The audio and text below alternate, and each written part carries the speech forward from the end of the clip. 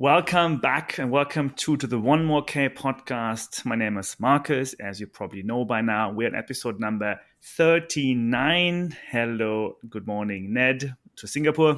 Marcus, good morning. As we know, I have struggled to get connected technically, but only took me 6 minutes this time. What a great PR that is for me. I wonder if that has to do something with our special guest today, which is Natalie Dow. Good morning, Natalie. Good morning, guys. Thank you for having me. Finally, we have you on the show. We tried so many times. Ned screwed up a few times, but now he's been on time. He's making everything happen. Natalie seems to be special to you, Ned. I can't agree more. Natalie is a very special guest. We're very honored to have you. It's quite hard to summarize who you are, Natalie. I've been trying to find the right short summary. I'm going to give it a quick try, and then please fill in where I've missed some information. You are a huge sport influencer based in Singapore. You are a radio host. You are a world record holder with Project 1000. You are a speaker. You are a winner of 10 ultramarathons. You pretty much run every single day. I'm losing my breath, so I'm not sure what I'm missing, but I'm sure I'm missing a lot. So, Natalie, welcome to the One More K podcast. Thank you very much. Ned, what did I miss about Natalie? Can you maybe help me out? That Natalie did backyard for Singapore. That's the most important thing. With Ned. That's how we met. We had mutual friends in common. We've both run a lot, but we had never done the same race. And is that your first and only backyard, Nat? Yeah, it is. And it was actually I'd done one in my bedroom on my treadmill, which is stupid, but still.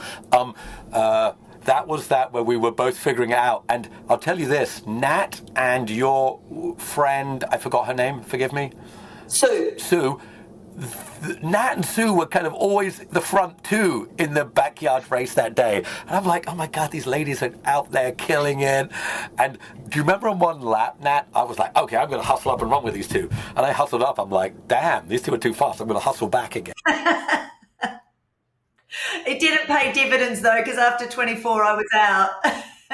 You still did pretty good. But actually, why don't we ask you, Nat? You, if my memory serves me right, came from marketing, but you jumped into fitness content. Is that before it was cool?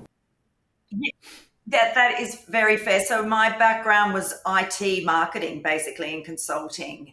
And then I had enough of, jumping on planes, flying around the world with a young daughter at home. So I decided to leave it all and go and create some content for Asia because I thought there was a gap in the market for localized content.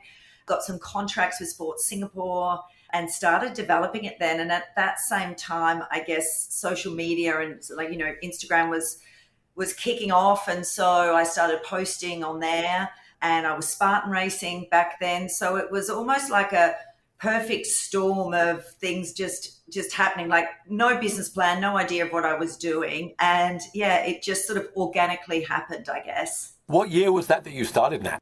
Oh gosh, it would be a good 10 years ago. Yeah. And I have to ask this question, Nat, and I know the answer, but for our viewers, we must. Because, guys, to give you a sense, so everybody's listening, Nat has over 500,000 followers, but nobody follows Natalie Dow. They follow Rockstar Arms. Tell us why it's Rockstar Arms. Yeah, so it's really embarrassing because I sound like a tosser with that Instagram handle, to be quite honest. It was a bad joke gone wrong. So, I used to always get comments on my arms 10 years ago, let's be fair. And a friend said, call yourself Rockstar Arms because that's what everyone thinks you have. And so I did. But once you get verified, you cannot change your name. So it's not through lack of trying, but I'm stuck with this stupid Instagram handle now. And I do feel sort of a bit of embarrassment every time anyone asks what it is. Okay, so I'm going to ask you a question. If you could change it now, would you? Yeah, I would. I think I'd change it to my name, to be honest. Yes. But isn't your brand, so again, we're a business running show, isn't your brand kind of Rockstar? I mean, your brand is you, Nat, but isn't Rockstar Arms kind of your brand too? Yeah, it is. But I think, like business brands can evolve. Maybe it's time for a rebrand. As I'm getting older, I feel like I don't really have those rock star arms anymore. So, yeah, I would definitely take it as a rebrand if the opportunity opened. What it does, though, I think I have to admit, though, because the handle is called Rockstar Arms, I do focus on your arms a lot in your Yeah, pictures. It just there's naturally pressure. draws me into it. Yeah. And you have great arms, so yeah. Thank you. And Nat, before we get on to, because I'm so eager to talk about Project 1000, before we get into that, you've made it your full-time thing. I mean, I think is that correct? And maybe to give people, because today I have a 24-year-old daughter, and she's like, Dad, all of my friends want to be content creators.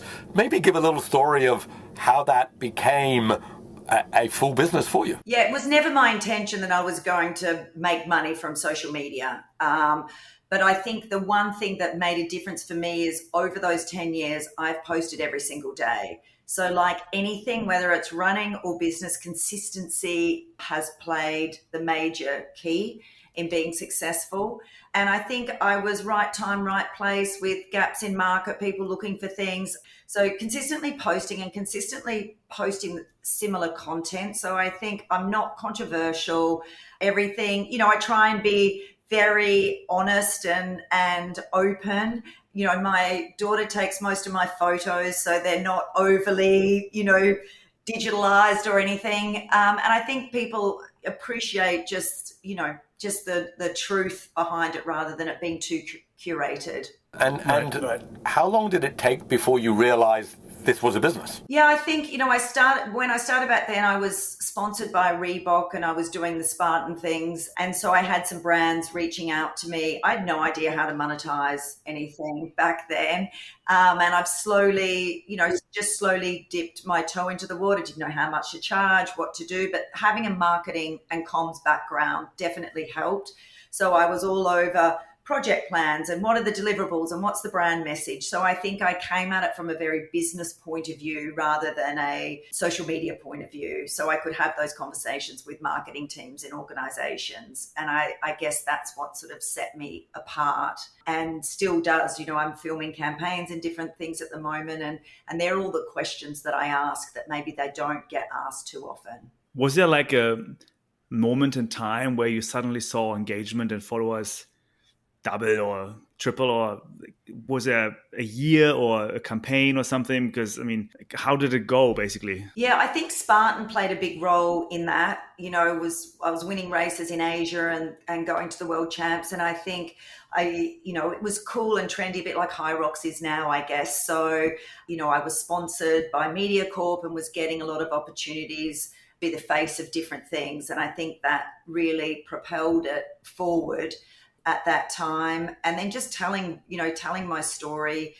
So it's been really, people are like, oh, you've got so many followers, but it's been pretty consistent. It didn't like double overnight. During Project 1000, we had a massive uptake, which is to be expected. But, apart from that, it's really, there's no big outlying events except for that really was like 10,000 over follower increase in a week or anything like that. What's also striking to me is I think you fit very well into this whole Singapore mission to become a sports hub. And this is something that when I came to Singapore 2013, they were all about fintech, and they put $1 billion into fintech. And Ned and I can talk about that on another podcast. And I feel like Singapore has now decided in the last maybe 5 years, is my impression, to really double down on sports. And it seems like you fit it right into it because you said MediaCorp, which people who don't know it is a media arm of Singapore, if I'm not mistaken. So how was that to see Singapore become this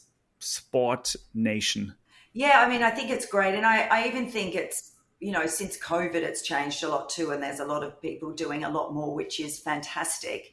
The government did invest more in it to get people moving, and especially at the grassroots level too. So a lot of people just think about it as expats running, but actually they want people in the communities at the grassroots level moving too. So I think definitely, right time, right place. I've been here 21 years and I'm pretty entrenched in local community. I sit on some people's association committees, government committees as well. So, I'm a bit of a jack of all trades. So I think for me, I was appealing to multiple audiences. That makes sense. Your athlete story. So you didn't just wake up and win Spartan. Were you athletic as a kid? What's your journey to being the Queen of Ultra of Singapore? When Marcus of Asia, Marcus said you won 10. What he meant was you won 10 in a row. You won 10 straight. So I would love to hear, because I've never asked you, Nat. We've run together, but what was your athlete story? How did you become the Queen of Ultra? Yeah, I was a basketballer growing up, and then I always ran. But, in my 20s, I'm running to lose weight or sweat the alcohol out from big nights and then turn up at work. And then I think in my 30s, my relationship with running changed. I was doing triathlons, that competitiveness came back. Then I had a daughter, had a few medical issues, and then just sort of fell back in love with running. A couple of 10K races, did well at those. But then realized, maybe I want to do something else. That's where Spartan came in. And after Spartan, I was a bit bored of that. I went and did track because I'd never done track in my life. So I was out of comfort zone running 800 meters. And then I'm like, what's the opposite I can do of this? Maybe I'll go run 100, having never done a marathon. So, I think it was just trying to challenge myself. And my approach is always, I don't really care what people think. Everyone's worried about themselves anyway. So if I look stupid, that's okay. But I'm just out there to see if I can do it as a challenge. And once I did that first one, I was addicted. I think addicted to the feeling, addicted to being 100% present in the moment for such a long amount of time, and really, really enjoyed the experience. When we started Ultra 10 years ago, no one cared, right? 15, 20 years ago, right? It just wasn't a thing. Do you, maybe just jumping, Ultra is a thing now, right? Do you sometimes wish for the olden days when nobody was on social media and no one cared and we just, the weirdos running in the woods? Because it's maybe a dichotomy for you because it is your living and I know you love it. I know you love it. But how do you feel about the growth of it? Yeah, I think that's why I race in Malaysia, because it's still, I love the rawness, right? I love the down and dirty. I don't like the polished races. For me, you can go and do a marathon and get that experience. I like to know that stuff's going to go to crap at some point, and you could be in the middle of the bush getting chased by wild dogs or wild boars or something. So I think there's still an element of that if you choose the right races. I purposely go after those rather than maybe the ones that are feeling more like a marathon at the moment with, curated aid stations and different things like that. You just did the Sydney Marathon, and I know you got a PB, which is pretty crazy because you just ran 1,000K. Maybe this is too hard a question. Do you do it for business to run the Sydney Marathon? Because I know you like getting chased by dogs in Malaysia because you post about it. So is it sometimes like work to go and run? Yes. So marathons, yes, are work, and that's fine. But I find them quite stressful in that, everyone's looking at their watch, everyone's trying to see what their splits are, getting that gel down as fast as possible, running through the aid station. Whereas I find ultras far more less stressful because, you can not look at your watch for 2 hours and just keep running. And I feel like, it's great that everyone's out there, but I do feel like a lot of people, and they can do it if they like, but take it very seriously. And I always say we're not going to the Olympics and we're not saving lives. So just go and have some fun. So I feel like there's a massive difference between running a marathon and an ultra from the experience that you get.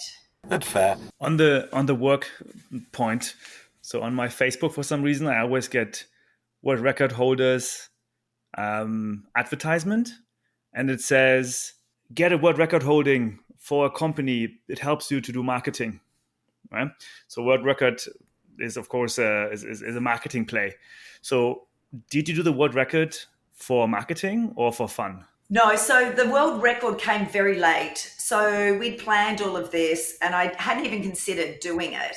And then someone said, you should just see if you can set a world record since you're running such a stupid distance. And it's actually really hard to get one approved, to be honest. It's a painful process right through to, even submitting evidence. I think we submitted 170 pieces of evidence to have it verified, including pictures of my shoes in case they had wheels in them. Don't tell me you were wearing wheelies, Nat. Yeah, I wish I was. So it's I think for companies maybe, but yeah, it's not something that anyone should take on lightly, because it is actually a lot of work and a lot of hassle to do. And I think it's only about 5% that actually do get approved. So, yes, it's a money-making industry for them, but it's definitely not something you can just go out and decide to do. It does take a lot of work and planning. Why did you, I know you did it because you have this charity, Girls, but, and I almost hate this question. I know why you ran 1,000K across Malaysia, because it's bloody awesome. I would do that every day if life didn't stop me. So I'm not asking for me, Nat. I'm asking for people who ask you. But when did that little germ of an idea sit in your head? How does that work for you? How do these ideas come to you, and how do you make them? Which ones become reality and which don't? Yeah, so I was sort of sick of racing and just wanted to do something different. And it was September last year, and I was sitting with Matt over breakfast and said, I think I might run from Thailand to Singapore. And he's like, oh, how far? I'm like, oh, about 1,000. He's like, you going to raise some money? I said, yeah. And he goes, okay. And so that was the conversation. And I honestly thought that I could do this self-supported, which was so ridiculously stupid, because I couldn't have, just because of safety reasons, and just, logistically wise would not have been possible. So I'm very thankful that I had a team, because they certainly made it happen. But yeah, it was just something of, I feel like, like I said, I'd done 10 ultras, and I was looking for something that was a little bit different. Why could you not do it? So I must admit, Nat, it has occurred to me that self-supported effort across there. Why could you not do it self-supported? So number one, safety. Where we started in Thailand is, there's military coups and bombings going off, and we actually had a military guard the whole time. And then into Malaysia, just even, you're running the route there. Sometimes we didn't even see a fuel station for the whole day. So you are in the middle of absolutely nowhere. We're struggling to get ice, struggling to get water some days. For me to try and do that by myself, and from a safety point of view, it would not have been possible. Wow. Was there already an FKT for this, or no? Only on a bike. Yeah, Alan Grant's done it. Alan and their team, they did it. They did it. No one else has run it? No one else is stupid enough. So it was 2 marathons a day for how many days? 12 days. 12 days. How was your recovery every afternoon after running 2 marathons a day? Yeah. So we, in the end, because of the heat, and my shoes were melting on the road most days, it was like 39, 40 degrees. We ended up changing our start time until the early hours. So we'd sort of go to bed at 8:30 p.m., wake up at 11:30, and then we'd be starting running around 1. And the reason for that is because we're in the middle of nowhere, the closest accommodation would be an hour and a half away. And I use the term hotel very loosely. And then we'd have to drive there and then drive back. So that, because you've got to stop and start for the world record in the same place. So there was a lot of admin from that point of view, to get it done every day. So recovery was very, very little. It was 3 hours of sleep a night. And then, maybe 10 minutes here and there if I could in the early hours of the morning, but that was pretty much it. And I'm a girl that loves to sleep. As it went on, so you hear that people become their adventure. Did you become a different Nat? And I'll ask the second question. Let's do that one first. Did you become a different person as you carried on each day? Yes, I did. I think one of my friends that was on the trip, who took over my social media, and we had no plan to do that. We had some sponsored content we were going to do, and then she's just like, well, can I just post things? And I'm like, yeah, sure. And then it went crazy. But I didn't look at it for 12 days. But I think, I became a very different person in that I let myself become vulnerable for the first time, really. And so I think whether it was heat exhaustion, lack of sleep, the fact that I'd sort of run 542 kilometers. It was at that mark where I just sort of broke down and was like, okay, why am I doing this? What's my why? I think I actually finally understand what it is. So, yeah, so I do think that I do think it let me dig deeper into who I was. The second part of that question, was it really horrible to stop? Yeah, it was really surreal. So it was, we'd obviously seen not a lot of people for 11 days. We crossed the border into Singapore. Mind you, I was very happy to be back in Singapore. But, we're running on that last day and, people are at bars having drinks and whatever. And I'm like, oh my God, this is just too much. It was like sensory overload. And then all of the team, we all had PTSD in a good way afterwards for a good couple of weeks after that, where everyone was like, I want to go back. I want to go back. So I think, yeah, most definitely I think my body was happy I stopped, but I think, we definitely had withdrawals. You hear this because you hear people. The reason I ask those questions together is, I read all these books and I want to do big adventures, and you read people become their adventures, and normal life is really horrifying afterwards. You actually just want to continue in this surreal world where you just have 3 tasks: move, eat, and sleep. There's no other tasks.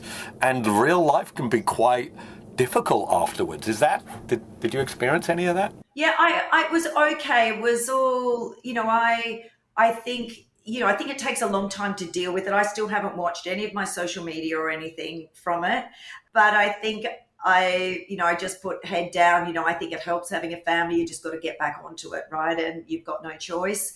So that grounds you straight away. But you're exactly right. My job every day was to get up and run, and that was all my job was, right? So I think it's so simple, yet you come back to real life and everything's complicated all of a sudden. Yeah, so the simplicity is, I think, the thing that's quite addictive. Was it the toughest thing you ever have done in terms of physical exercise or mental as well, of course? Yeah, I think, it was, and it was interesting. The first sort of 65 Ks every day we breezed through, and the last 20 every day was just a crap show, basically. It was the longest 20 odd Ks of my life, and I hated every second of that last 20 Ks. So I think, the last 20 every day was probably the hardest hardest thing I've ever done. It's 100 miles. So when you're going to go back and race stuff, right? Does 100 miles just seem really, like Carl Meltzer says, Talk Ultra, 100 miles is not that far. That's his famous statement. Has it reframed your mind to distances? Yeah, I think so, especially around something like a marathon too. It's like, oh, well, it's okay. I'm going to make the distance. That's not, that's not in question. Yeah, I've got 100K one coming up, and I'm sort of looking forward to just doing that distance again. But yeah, it does reframe your perspective of what's long and what's not long. That's for sure. Any regrets from it? 100% no. Was it like a mental model you used to kick yourself the last 20 kilometers? Like what did you use in your mind to get this last 20K done? Yeah, I think I never allowed myself to doubt that I was going to finish. So even though it was really hard, I would say to the team, if I'm walking, just let me walk for a while. I am going to get through these last 20. It might not be pretty. So I think mentally, yeah, I was in the mindset that I'm going to finish this thing, and that's just a given. And I think if you didn't think that, then it would be really easy to give up at some point. And I had this great team of people that had, taken leave from their real jobs, who were there to help me out of the goodness of their hearts. So I felt some responsibility to them as well, because it wasn't fun for them sitting in dirty, stinky vans, trying to make me jam sandwiches or give me a can of 3-in-1 coffee. So, we were a close-knit team, and I definitely wasn't about to let anyone down. So I think mentally that drove me, as did the fact that, if I'm doing this thing, I'm finishing it, and that's it. You always knew you were finishing it, Nat. Like, I must admit, we don't know each other super well, but, I've seen you do stuff. I don't want you, without being egotistical, you always knew you were finishing it, right? Yeah, and I've never DNF'd a race. I don't care if I have to walk through the finish line. I'm not DNFing. So, I don't, from an ego point of view, it's like, I don't care. but I can't live with myself DNFing unless you're taking me off a course in an ambulance or something. So I will finish it, and that's that, whether it's pretty or not. I was watching an ultra film. Actually, me and Marcus are going to do a whole. You're doing a documentary, so we'll ask you about that. But I was watching a documentary about backyard, and the guy has this phrase written on his hand: "Only unless a bone sticks out." Yeah, yeah. Yeah, that's good. And I can relate. I had a really bad UTI from day 3. I was peeing blood for 7 days straight, and it turned into rhabdo in the end, which I didn't know what it was. So sometimes you're better off not knowing, because I'm sure someone would have taken me to hospital or something in the end. So ignorance is bliss. But I still felt okay in myself. It was just I had 5 kilos of fluid on my legs, and yeah. A, you got rhabdo. B, what's it like? Because I've read a lot about it, never had it. What's it like? Yeah, it was, especially when I crossed Singapore, everyone's like, my God, what's wrong with your legs? And I've had DVT before, so I've had swollen legs. But it was, I could just feel my legs almost exploding. And I think the peeing blood was obviously a concern that I didn't really tell the team about. I had a friend that came up on his motorbike to give me some antibiotics. And he said, I tried to tell the team that you had rhabdo, but everyone just looked like they were holding on for dear life and no one was listening to me. So I felt well in myself. So, I kept going. I didn't feel like my body was breaking down or anything. I felt okay. There's this sense, like, this is not healthy, right? I'd be interested in your thoughts on this. I'm frightened to say unless a bone sticks out. When I talk about backyard, I say, you're going to have to scrape me off the course. And people are like, that's not healthy. I wonder, as you were doing Malaysia, were there times when, well, it sounds like there already was, you're not going to tell the team because they're going to save yourself from yourself? Yeah, and I think, if I was I think you got to listen to your body too. And if I was in serious pain, then maybe a different story. I mean, the first day was a disaster. They had to pull me from the course on the first day, a couple of Ks short because of my hip. And I listened to them at that point, and I did finish early to try and get some treatment and whatever. So I think, and that was painful. I couldn't walk. That was a time where I did listen to them, but the rest, it was okay. My heart rate was fine. I was eating. I was doing all of that, so I wasn't dehydrated. It was just that there was, it was uncomfortable. There's a growing, of course, ultra sport, so there are more influencers like yourself. What do you make of the fact that you maybe inspire many people to do ultra, but they don't have the body awareness that you have, and they maybe cross the line broken? So, like, how do you reconcile that inspiration versus also, concerns, I believe? Yeah. So number one, I always tell people to get a coach, so it's not like I just woke up and decided to run 100 Ks. I put in 10 months worth of work before I did the first one.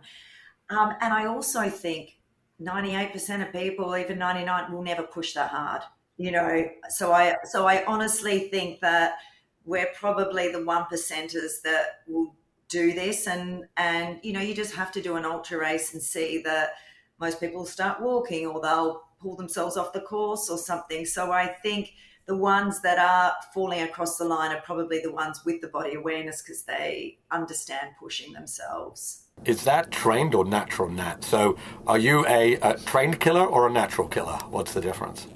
I think I'm a natural killer. I think it's inbred in me, definitely. But it's an important question, because so I had a friend who climbed Everest, and he said the problem was, the reason people die at the top is that there are all these 1%ers who are like, they just can't get out of themselves. And it's different. In a road in Malaysia, you might pass out and somebody will save you. At the top of Everest, you're going to die, right? So, but I'm always wondering, is there something in your DNA that means, I riffed last week about 35% DNF at UTMB. I was like, these people suck, they soft, not all of them, and, not everybody agrees with that. I don't know. I don't really know what question I'm asking, but I'm just interested in this. Why are some people able to take it to that limit? Yeah, and I think it's preparation. I think we undervalue preparation and training and consistency. So these races are all more accessible, even UTMB to a lot of people. It's not that hard to get in anymore, right, to do these. And you've got people going maybe with a different mindset, maybe with not enough training, and taking these things on and not finishing and not being prepared. I think any long distance race, expect the unexpected, control the controllables, and people don't put enough value on those things. So, crap is always going to go wrong no matter what. And people just don't know how to deal with that part of adversity rather than just thinking it's all about the physical. What I'm interested in is what's it done to your mind? So just to give you a sense, I ran around Singapore, then I went around Bali, then I posted I wanted to run the length of the UK, then I went around across America. There wasn't any end to it. And I think my mind's already so polluted with the idea that no matter what, there's always more. I'm going to assume your mind is polluted in the same way? 100%, yeah. So, yes, there will be another one next year. Yeah. Am I right to assume it may not be shorter? Yeah, you can assume it's the same distance, in the same time frame. So, I will say, yeah, so we are going to do it again. We're doing the 12 days, 1,000 Ks, same, but doing the length of the Philippines. What? Oh, wow. That's exciting. Yeah. So, so that's the plan. How's it different to the one you just did? I think the terrain will be different. It'll be a bit hillier this time. We're choosing a coastal route, so top of the Big Island to bottom of the Big Island for much of it. And I think, it's back on the charity thing, so it's telling the story of women and girls over there. And I think Arthur's sadly won't be with me this time. His wife will be having a baby at that time. So, people are like, well, is it the same? It's like, no, it's going to be very different. I think every experience is different, right? And it doesn't make it easier. It's just going to be different. And, it's nothing is guaranteed. So I think this time maybe we'll look at doing potentially like 100 Ks one day, 60 Ks another, play around with distances a bit more, take all the learnings that we've got from this one, start earlier in the morning so we can actually get some decent sleep and see how we go. This is your thing now, 1,000 K across countries. Yeah, I know. And ASIC said to me, will you do it in the US? But to me, I don't have any affinity with the US. To me, Asia's where I've been, and I feel like we can make more change and bring awareness to different needs. And tell different stories. So I do really want to keep this within Asia. Have you seen Lessons from the Edge, Ryan Sand's Red Bull Cross of the Himalayas? No. Nah, it is amazing. Now that is 1,200K across Nepal. It was out of... These dudes nearly died. I mean, these dudes... And he does it with a guy called Rhino Griesel, who is an accountant, who's just...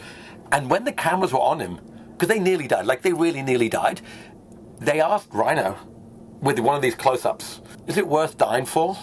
And he goes, yeah, pretty much. Wow. And it was this moment that you're like... He said, I don't want to die, but it's worth dying for. And I'm like, Jesus Christ, dude. I mean, it's an amazing, that was a bit more extreme, but the sentiment was the same. You can see that they've done these crossings, if you use the word, but they had an affinity. Like they need a reason. You can't just, hey, go and run 1,000 K on a road. You're like, yeah, it's got to have meaning behind it, right? It's got to be bigger than you are.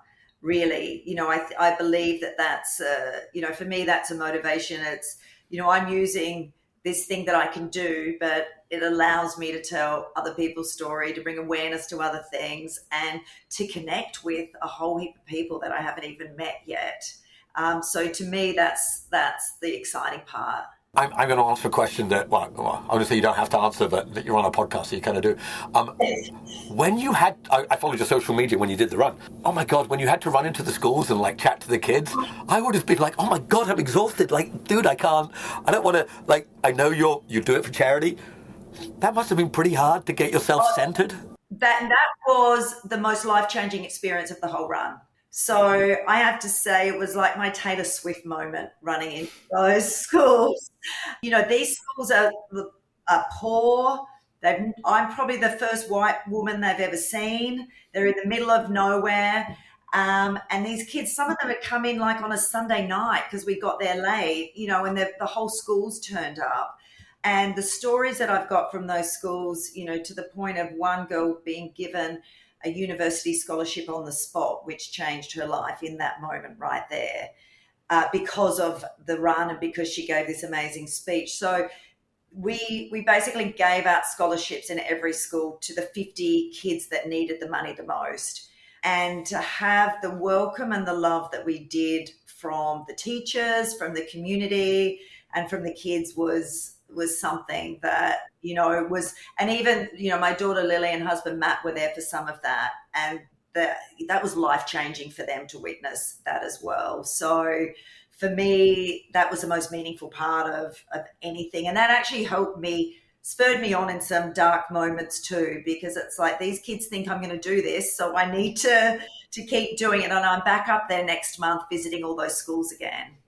It's that's cool. I mean, it's funny because I was like, I wonder if it's just too tiring to go to the schools. You just want to sit down in your own pity party and be like, oh my God, I'm exhausted. But it actually sounded the opposite. Yeah, I mean, I was tired, don't get me wrong. It was like could have easily gone to sleep, but I think the energy from that, was worth the lack of sleep to meet these community and, have people lining the streets and, kids running out of the shacks that they live in, giving you water and fruit and things like that along the way. That was, amazing. So it instilled my belief that humans are really good at the heart of it, right? And I think people get a bad rap, and different people in different cultures and communities get a bad rap sometimes through the media. But if you actually go and spend time there, everyone's really the same.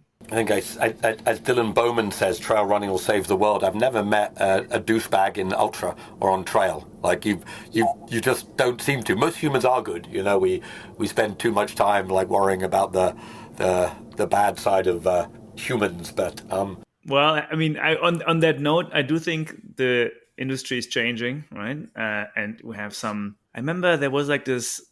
Uncle called Uncle Ned. He was ranting on the podcast 1More K a few times about the Ironman group and investing into UTMB. So just bringing this back into a reality net for you. But and I think there's something happening, and I think there's some. If I talk to more people also here in America about what's happening with UTMB and Ironman, you definitely you feel emotions, whether they're good or bad, and so something is changing. So what's your view, Natalie? Where's this all going? What are the trends? What's happening now, and what's going to happen the next 5 years? Yeah, I mean, I think sadly a lot of it's been a business decision, right? With you see all of these, even these small races in Malaysia now that are turning into UTMB qualifiers or whatever. You can't blame the race organisers because they're struggling to make ends meet. And if it makes them more money, then power to them, right? Because they're just trying to survive. I think you can't stop progress, but I do believe that ultra running is special because it's so raw and so it's a special experience. And when it turns into something that's commercial, it does lose that essence. And I feel like it's definitely making it more accessible to people. But I feel like you said before, Ned, you miss the old days potentially of, just put your pack on, off you go, and good luck. And if you get lost, you get lost. So I think people that really feel that will hunt out those races that still exist and do that and leave everyone else to the others. The scrappy little races are still there. Like if you want to, and now you go to these looped 1K courses on these random roads in Malaysia, and as we've said a few times, get chased by dogs. I'm going to assume they are still completely grassroots. Is that correct? Yeah, 100%. I think, and that's why I keep going back to those, because it's local community. It's not fancy. You're looking after yourself, and that's the experience I want. We have such a lovely lifestyle in Singapore that I crave that rawness, and I think you can get it from those races. So I hope those organisers don't sell out anytime soon. Besides those like 1More K well, this is our name of the podcast, of these 1K races. Do you see any other like niche sports coming, given that you have this mega influencer view of this industry? Any other like really tiny little sports outside running, maybe, I don't know, or endurance, not endurance, what's happening? Yeah, so I think the one that's taking over at the moment is high rocks, right? So you can tell when a race has happened because your social media feed is full of high rocks pictures. And Singapore is actually the most profitable market for them around the world. But I think, again, it's same, no different. It's not going to evolve. Good on the guys for starting it. I've seen people training for something. So I think it's a positive thing that it's getting people moving, but I don't think there's longevity in it at all. I think it'll be gone in a year or two because you pay $300 to do the same exercises and run the same distance in a convention center. There's only so many times you can do that, I think. So, I think that's the one that sticks out at the moment. I think you're seeing other sports, even like paddle tennis, making a massive impact with, Singapore government going to be building courts and bringing it to the community a lot more to make it accessible. So it's interesting that these sort of outlier sports are getting, some coverage now, but I think running's still taking off. I think it's got a long way to go. I think it'd be great to see it sort of like it was in the 70s or whatever. I think that'd be fun. Bring back those shorts and bring back everything that goes with it. That'd be fun. But yeah, I think even as a result of high rocks, people have started running, right? Because they've got to run 8Ks in that. So you're seeing, people then take up running, on the back of different sports too. So I do feel like that's going to continue. You have been 21 years in Singapore. Let's call it half of that as a sports influence. I think it's to add on to Marcus's question. You used to go out and run and you'd be not the only person out running. Now it's everybody's out running from that state. Does it get saturated? Because we had a running boom, you said, in the 70s in America. Everyone ran and it was really big and then it stopped. Do you think it just carries on, or is there anything that can stop it? Yeah, I think it just carries on. I mean, I think here it's been a slow growth. I don't think it's sort of just been one big boom. And you can just even see it reflected in the brands and what they're selling and how many shoes they're selling and different stores that are opening. And, running can be a lot of different things for a lot of people. It could be a 5K, it could be a marathon, it could be an ultra, it could be whatever. Or it could just be I'm doing it to lose weight or keep fit or whatever. So I think there's lots of parts of running, and I think people will experiment with it at some point in time. They might not stick with it, but I think everyone's going to dip their toe in the water. So I don't think it's stopping anytime soon. I think it's only going to grow in Asia. I mean, China's out of control, right, with the running market. And I think we're going to see countries like Thailand and the Philippines just go from strength to strength with it too. Yeah, Marcus, what was that number we heard? Like on any given weekend, there's 50 marathons or something in China? Yeah, it's crazy. And you can't get a slot. Yeah, it's really booming. One sport that isn't booming, and I'm going to encourage you. I know you're not doing backyard this year as part of the Singapore team. Here's the crazy thing. No one signs up for backyard in Singapore, so it's coming. And I'm going to shout out, if you're in Singapore, you listen to this podcast, we've got like 30 people signed up in total, right? Like, no one cares. Now, I have my own view. Don't hate me, Singapore. The reason you don't sign up is because you're soft. Backyard is brutal. I adore it. Nat, what would it take us to encourage you, not for this race, because I know you've got other stuff. Are you ever coming back to the wonderful streets of backyard? Yeah, never say never. Yeah, I love a good loop. Yeah, never say never. And I know even in the Singapore one, Jerry's tried to make it more appealing to people to say just come and do 6 hours or 12 hours and, or a team or whatever. So I think it's a real shame because it's a very special experience and you don't get to run in a group like that at similar pace in very many races, right? So I do say to people, give it a go. And again, what's the worst case? You drop out. So what? You've tried. That's the very worst case. It doesn't matter. And have a bit of fun on a weekend. Bring your esky down, fill it with whatever drinks and food and enjoy it. Well, everybody's listening. Enter. We want you out there, October 19th. Natalie, thank you so much for joining this episode. I'm sure we're going to have a few more coming up where we'll talk more. When is your documentary coming out? It's getting edited at the moment. Okay. So hopefully within the next 2 months, we'll have it going live somewhere. Nice. Yeah. Okay. I know we don't need more followers, but anyone out there wants to follow Natalie, Rockstar Arms is the ID handle on Instagram.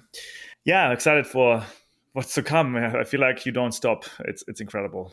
Yeah, amazing. Well, thank you very much for having me, guys. I've loved to catch up finally. It's been great. Yes. Thank you, Ned. We will now, as usual, hand over to your drop a wisdom or a rant. I'm always curious what it might be. So please, from here, take over. But you see, because in the last few episodes I was grumpy and ranted, Marcus just assumes I'm going to be... It's poetry. It's not. It's me, vaguely. Anyway, this one's a little bit about adventure, spurred on by Project 1000. I said to Nat, I'm one of the few people who never asked why. I was like, oh my God, I want to go. Oh my God, I want to do that. Like, I think everybody all day long should only run and avoid life and just do this stuff. Like, to me, I was like, that must have been terrible to stop on day 12. Oh my God, what that must have been. Alternately, anyway, in a homage to Because It's There from the great days of Everest exploration, this one's called Always. Always. Always the adventure. I don't get what the other option is. Netflix? The sofa? Comfort? Safety? That's not what we're designed for. We're meant to go out. You know where. There. Unknown place. And suffer. You know what the great man said about Everest? Because it's there. Yes, but also because it's us. That extra long run in the rain, in the cold, that race you don't know, that country that needs traversed. That's where beauty is. Because when you are chafed, cold, hungry, tired, you are also exhilarated, living, feeling, unending joy. It may seem strange, but that question, why? Why not, makes way more sense than why. There is a phrase in adventure. When the going gets tough, it's not okay to moan. It's okay to say nothing, but it's admirable to revel in it. You can only feel that revel when you're at the edge, when all of your regular feelings are gone, when it's 18 hours into a day. Then, and only then, you are alive. Truly. And it's an addiction. Because normal life, after that, feels, well, not normal. Get out there, on the road, and never stop. See you out there. Ned. Thank you, Ned. I would change from now on those drops back to inspiration. So I have qualified back to inspiration. Yes. You made it. You made it. Wonderful. We keep laughing because trail running and running does save the world. So thanks for listening. Thanks for joining, Natalie. We appreciate it. Thank you.